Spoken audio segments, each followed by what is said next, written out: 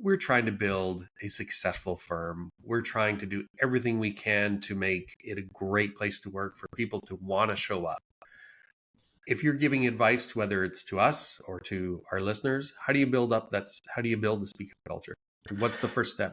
Yeah. Well, so there's I have steps, but I also have there's a mindset. And what's nice is I think you guys embody it. And that mindset is a mindset of humility. You first have to know that your perception as a leader is but one perception. It's one data point. The number of times I've spoken about this and then I've heard leaders go, "Oh yeah, we have that." And it's like, how do you know? Right? Because if you feel you have it, as a leader, your whisper is a shout and your tiptoes are stomps, right? You have a disproportionate impact because of your influence. And B, as a leader, the more senior you get, you are at risk of getting further away from the truth. Why? Because we're biologically wired to offer our leaders deference. We could talk smack about a senior leader. They walk into the room. "Hello, ma'am. Hello, sir. Lovely to see you. Can I hold your bag for you? Here's the door." It's biological. We are biologically wired to offer those who have power over us deference. And so, first and foremost, you have to know that your point of view is but one data point.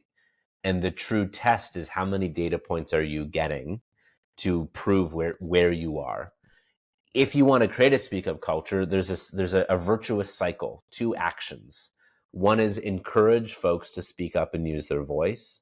And then when they do, just as important, if not more important, is to reward them.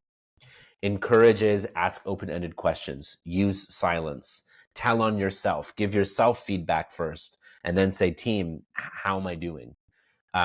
Use polls, use assessments, like do everything you can to have people feel and know that their voice is welcomed and encouraged here.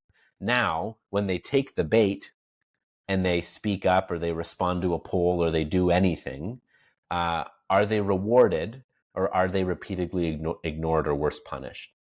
And especially when they step into that speak up ring and they open up the strings and they step in and the pressure's on them and they speak up, especially when they bring bad news or something hard to hear or a disagreement, are they rewarded even if it stings, even if it hurts, even if it's inconvenient, even if it has us take 2 steps back when we want to take 3 steps forward?